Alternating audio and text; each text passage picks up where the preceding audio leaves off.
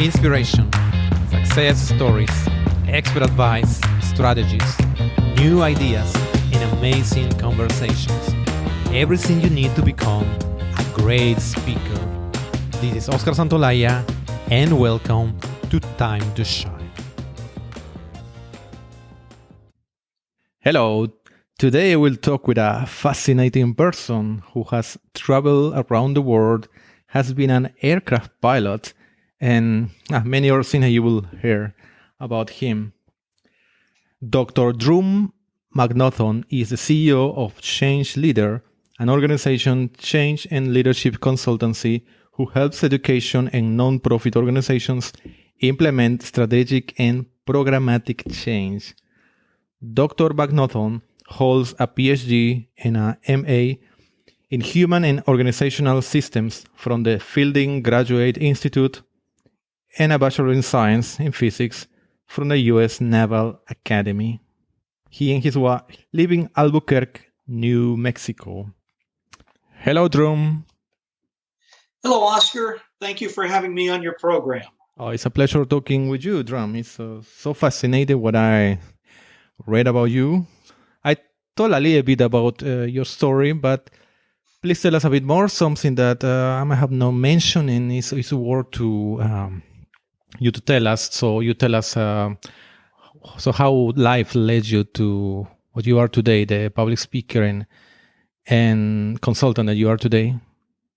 I'm happy to do so. I've been very blessed. I've been in leadership roles most of my life, and I've always been able to speak very well and very clearly. I think I attribute that to my mother, who was an English teacher, and to the day she died, she was still correcting my grammar. So the first third of my career, like you mentioned, I spent time in the Navy flying airplanes and spying on people for a living. And most people would say, what does that have to do with speaking? Well, we had students that we had to be able to brief them. If we had a crew, we'd have to brief them on what was going on. And plus with our ground jobs, we also had to be able to do briefings. So we got a lot of practice in speaking. The second third was with industry and consulting. And as you can well imagine, there are a lot of presentations that you have to give to executives, and I worked on those as well. It was in this phase I started doing change management and realized how much communication is key to change management. And in this last third of my career, sitting on board seats, chairing boards of directors and other places, in academia, teaching, running programs, et cetera, and consulting, again, lots of presentations. So the speaking part just came kind of naturally. I get tongue-tied and, I try and inject a little humor into that. Like, next lifetime, I hope God gives me a better tongue so I don't trip over it, things like that. But, it's just like you've been a speaker for a long time and you just kind of fall into it. You continue to practice your trade, your craft. Sure. So, each one finding his own style. Yes, exactly. As you mentioned, the thing that the main thing you're doing in this part of your career is this topic, the change management. That's something that I heard before. I guess many of the ones we are listening to this I heard before. But could you tell us in a nutshell what is this change management? Sure. Change management, if you look at the definition from ProSci, which is one of the big change management training firms out there, they say that change management is the process, the tools, and the techniques to prepare and support individuals, teams, and organization in making change. It's a very simple sentence, but it's a very complex topic. When we go in and we work with organizations, the majority of organizations can plan adequately. But the challenge is the execution, the implementation. T.J. Rogers wrote a book years ago called No Excuses Management, in which he said pretty much anybody can plan. if you want to get things done, you put your smartest people on implementation, because that's where the rubber meets the road. And that's what change management is all about. It's getting people motivated toward a shared vision and being able to communicate that vision well, and then putting the pieces in place in a logical order so that you can implement the change that an organization needs. Mm-hmm. And is this a discipline that has been for a long time? Yes. It really has been formally recognized for probably about 20 to 25 years. Again, T.J. Rogers' book, John Kotter wrote a book called Leading Change. He's a professor at Harvard. And he came out with a 8-step process of how to lead change things. So it was really established by those two gentlemen right there, the whole change management field. And of course, it's evolved as we become a little bit more mature in the subject matter. Also, as people change. I mean, now we've got 5 different generations in the workplace, and not everyone communicates the same way. Sure. So change management becomes much more complex because you have to tailor your message to each of these different demographic groups. Mm-hmm. And who is usually the responsible person, the responsible role, or the responsible persons in an organization for change management? Well, ultimately, it's the CEO and the board, but everyone who is in a position of responsibility is responsible for change management, whether it is communicating the change, implementing the change, supporting the change. It's not like the old way of doing things where I'm the boss and you're going to do what I tell you to do.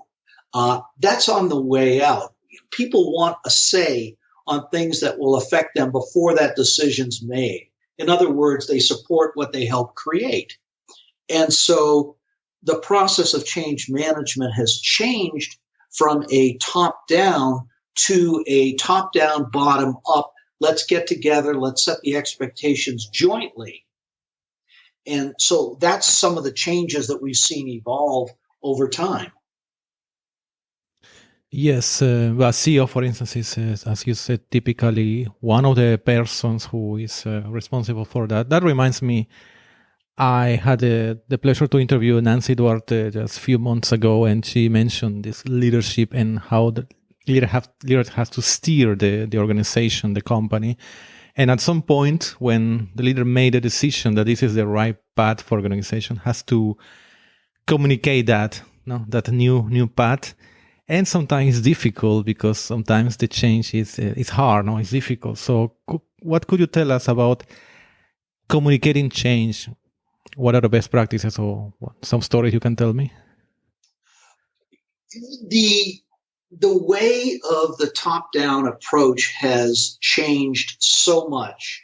It used to be that the CEO could stand up in the front of the room and say, folks, this is the way we're going to go. And everyone would say, yes, sir, yes, sir, yes, sir. It doesn't work. What happens, and I've seen this time and time again, is when one person sets the direction, you get resistance to change. People get surprised. They don't like what's going on. And really, it boils down to 3 things. They don't get it, they don't like it, or they don't like you. Yeah.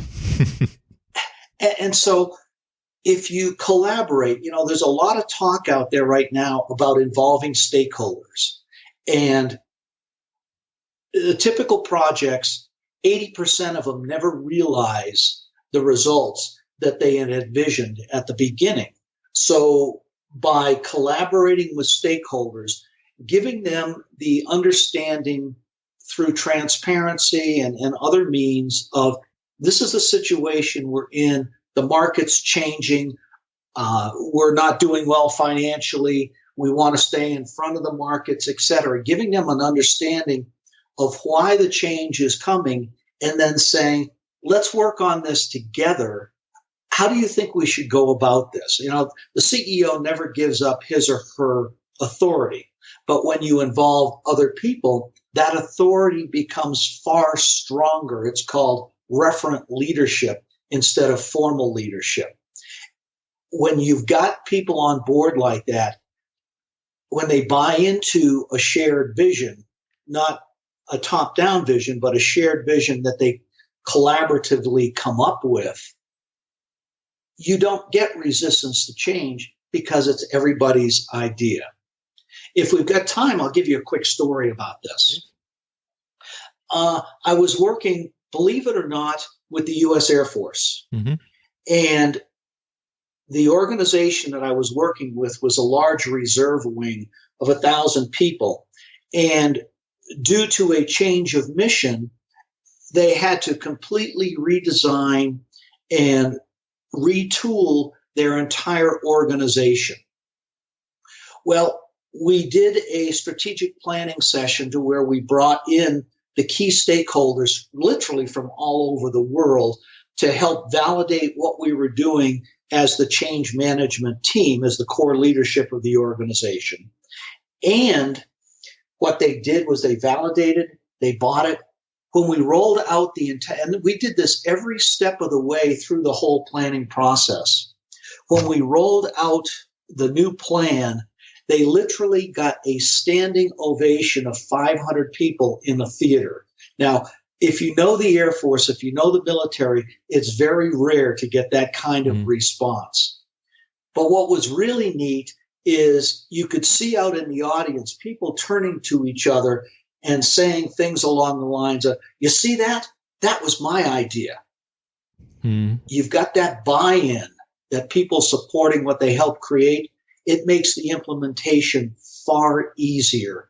And you're able to recognize the expectations, recognize the gains that you had expected from the beginning. Does that make sense? Oh, yeah, yes. And you call it referral leadership, referral change? How do you call it?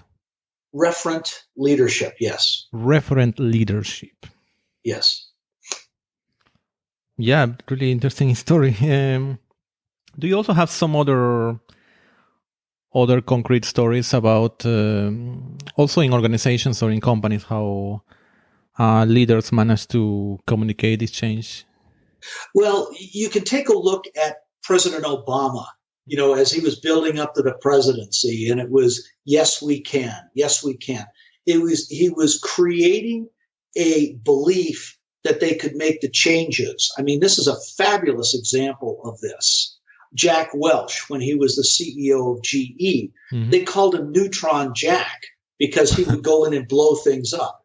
But he was also very, very good at doing change management. And I can give you an example of when you don't involve stakeholders. I mean, this one's even more poignant than the examples of people who have done a good job. I was at a particular university, and there was a dean of one of the colleges who had come and reorganized the way that the advisors were going to work with faculty and with students. And he rolled this thing out without having consulted any of his deputies, any of the other people. This was his style. He was very top down. Well, at a meeting of the academic leadership team, when he rolled this out, every person at the table, and there were 15 people, all senior leaders at the organization in academics, were peppering him with questions because they didn't understand what he was doing. He'd made changes without consulting them, and they were the ones who had to implement the whole thing. That was a classic example of resistance to change. He ended up having to pull back all the changes and redo them because of that. So he planned the whole change mostly by himself. Yes, exactly. Again, you'll hear me say it 1,000 times when I'm working with my clients. People support what they help create. People support what they help create. Huh? Yeah, that's a really good phrase that explains a lot what you are telling about change management. And now you mentioned one of your experiences with education, and I believe it's one of the main fields in which you are operating today. So how is in general what's going on in in educational institutions referring to this topic? Well, education is a very unique culture. You have a group of highly educated people, no pun intended, of course, but because they're so highly educated, they think they know what needs to be done. And in many cases, they do. But the other thing is I shouldn't say most, but many educators, especially those who are in more senior ranks, they have to learn how to work with people. And really the bottom line of change management, it's about relationships. It's about, do you trust me enough for us to go in this particular direction? Leadership is all about trust. Part of the reason that you're seeing such a breakdown in trust, especially in the United States, is you see so many folks nowadays, business, it's all about me. It's all about how much money I can make. Or, President Trump is a great example of this. It's not so much what he can do for the entire country. It's what the country can do for him. I mean, John Kennedy is rolling over in his grave after his inaugural speech back in 1961, where he said, "Ask not what your country can do for you, ask what you can do for your country." I mean, he's rolling over in his grave right now. So it's all of these things that make change management so important. And it's in academia, they don't get that so much because they've never had to do it. Yeah, exactly. Well, times are changing faster and faster. And so I understand that some head of education institutions might think that times are like 20 years back, even less than that. But times are changing faster and faster. Thank heavens. And I'm still definitely intrigued with your experience in aviation as a pilot. So what could you tell us? There is anything in common between this experience of being a pilot of an aircraft and change management? Well, flying an airplane and change management it's very similar to life. It's always full of surprises. And how you plan for them and how you cope with them is key. We used to say in flying, it's hours of boredom interdispersed with moments of terror. Something would happen. I remember flying along the coast of Italy one time, and we had a fire warning light and alarm horn come on. And now the alarm horn, I won't do it right now, but it is very loud and it immediately gets your attention. Yeah. I mean, right there, your heart is racing, but you're taught, and the pilot training that you go through, you're taught to handle the problem, deal with the emotions later. And so change management is a lot like that, is you've got to handle the problem, but you've got to deal with the emotions at the same time. We talk about in change management, at least my firm does, the roller coaster of change, which is the emotional process people go through in change. It's based on Elizabeth Kubler-Ross's book, Death and Dying, the 5 stages of mourning, the 5 stages of transitioning through an event similar to a death. And so as a leader, you've got to be able to communicate what's going on and understanding where the people are with their own emotions. I mean, that's different than flying, because in flying, you deal with the emotions later. And there's much more of a top-down structure, at least there was in the military when I was there. It's becoming less so now with the different generations coming in. But there are some parallels that were very helpful for me when I first started on this path. Yeah, what a great analogy you have done about this, having the emergency alarm and everything on the cockpit, and you have to calm down, solve the problem first, and emotions later. Yes, I can remember one time when we were flying a small airplane on a cross country, and we had a what's called a fire of unknown origin. Which basically, explains what it is. We could smell some sort of electrical fire in the airplane, but we didn't know where it was coming from. So you follow your procedures. Well, we were about 100 miles south of the Norfolk Oceana Air Base, air station complex. And if you're familiar with the geography in Virginia, you're out over the swamps. And of course, my mind is racing. Okay, I don't like snakes. We're going to have to parachute into the swamps, and there's going to be snakes there, and I don't want that. So, we went through all the procedures. We landed. We were able to stop the fire. We took the electricity away from the source. And when we landed, I got down, got out of the airplane, and I was literally shaking. I took my helmet off and I threw it down on the runway. It was just a way to release the emotions. Mm-hmm. So, you deal with the emotions, but you have certain things that you got to do to save your life. And so you put the emotions aside. Oh, yeah. That's wow. Funny story for call it like that. But it's so unlucky that you are going to land in a place that is full of snakes. Okay. Yeah. Like I said, hours of boredom and moments of terror. Drum, could you now share with us what is your favorite quotation? I actually have two, Oscar, and they're both from Albert Einstein. He's kind of a smart guy, and I think I think being able to quote him, it doesn't make me smart, but at least makes people think I'm smart. So the first of those is, insanity is doing the same thing over and over again and expecting different results. I mean, this is change management at its epitome. We try and do the same thing each time and expect different results. And it just never happens. We don't get the results that we want. So change management is part of that is, okay, how are you going to do it differently so that you can get the results that you want?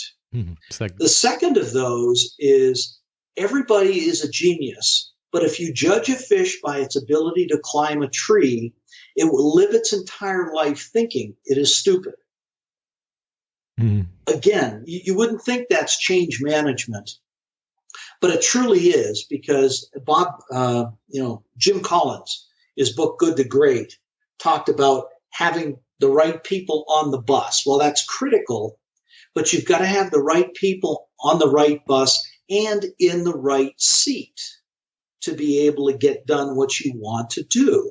And if you don't do a good job with putting people in the roles that is best for them, it may not be what's best for the organization, but what's best for them, then you can be more, you have the potential to be more successful in doing change management.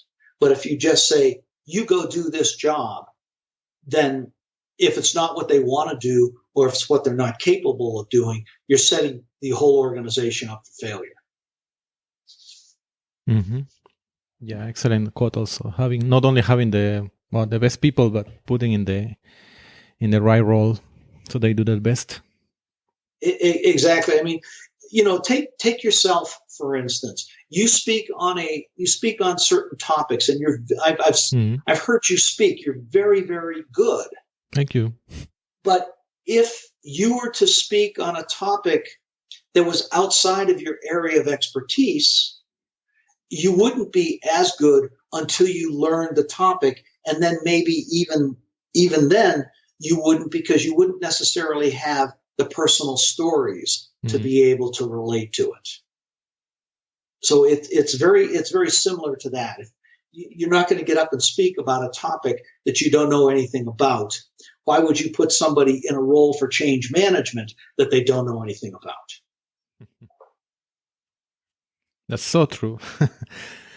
Drum, could you now recommend us one book that has been particularly inspiring or influential for you? I'm sorry, I can't recommend one.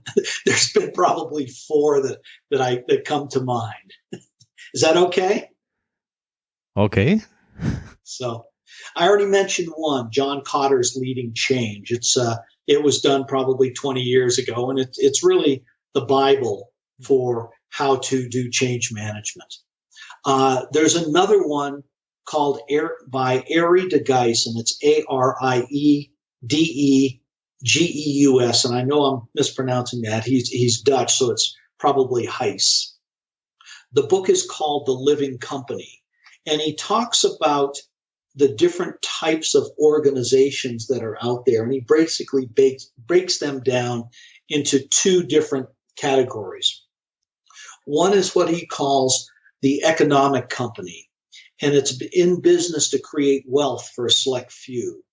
The other he calls the living company, and it's in business to stay in business and create an environment in which its employees can grow and thrive. Profits are important, but they're not the single exclusive reason that the company exists. I mean, that changed the way I thought about organizations in a major way. The third of those is Power versus Force by Dr. David Hawkins. And that is a great book which talks about how people perceive the world and what the difference is between power versus force. We're starting to see that more and more, especially here in America, where we've had such an abuse of power. An abuse of power really becomes force. It's trying to force people to do things. Mm-hmm. Whereas power is a very natural thing that comes from the soul, and it's granted to someone by others. It goes back to that referent leadership again. Mm-hmm. So it's a higher age way of doing things. The last one of these is a spiritual classic called Autobiography of a Yogi. And this is the story of Paramahansa Yogananda, who came over to America in 1920 to bring the teachings of yoga to America. And there's some incredible stories in there and some true spiritual principles that I think everyone would do good by living by. Wow. A lot to check out, definitely. I haven't read any of these 4 books, so well, I have to go and check them out.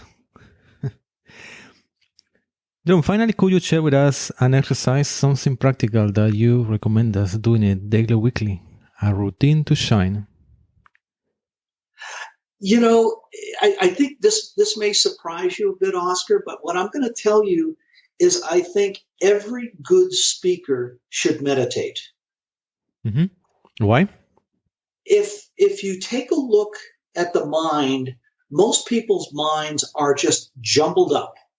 You know, it's analogous to taking a clear glass and dipping it in a muddy stream. You've got all the water there, but you've got all the mud that is, you know, just floating in the water. Mm-hmm. Well, that's what the mind is generally. We fill it with so much garbage from day to day, and we don't have a time to go inside, which is important. Meditating, what it does to the mind is analogous to letting that glass with the muddy water sit, and you'll see after a while all that mud goes down to the bottom and you see the clear water in the glass. That's what meditating does to the mind. What I've typically found and what I've seen many other folks do is when they can get in touch with that quieter self within each person, on the stage, they are far more dynamic. It's almost like there is a higher power, an entity, the universe, God, whatever it is you call it, speaking through you. And when that happens, the message is far more poignant, powerful, and on topic for everyone in the audience. So that's my own take, but I've been meditating now for 25 years, and I can tell you that it has completely changed my life, and I wouldn't be the speaker that I am if I didn't meditate. Well, thanks a lot, Drum, for all these stories and your expertise you share about change management and your experience as a speaker. Thanks a lot for that. Please tell us finally how we can learn more about you or follow you. What are the best ways for that? Thank you. Thank you for asking. The best way is probably to go up to my website, and it's thechangeleader.com, 3 words compressed into one.com. And up there, you'll see quite a bit about what we do for higher education institutions and what we can do for nonprofits and government organizations as well. So again, thank you for asking. And Oscar, thank you so much for having me on your podcast. I've been, very pleased to have been here. And I certainly hope that I've been able to give you and your listeners something of value they can take with them. Thanks a lot and wish you all the best. Thank you very much. You too, my friend. Thank you for listening to today's episode. Did you like it? Please subscribe to our podcast in iTunes, Stitcher, or visit us at timetoshinepodcast.com. Until next time,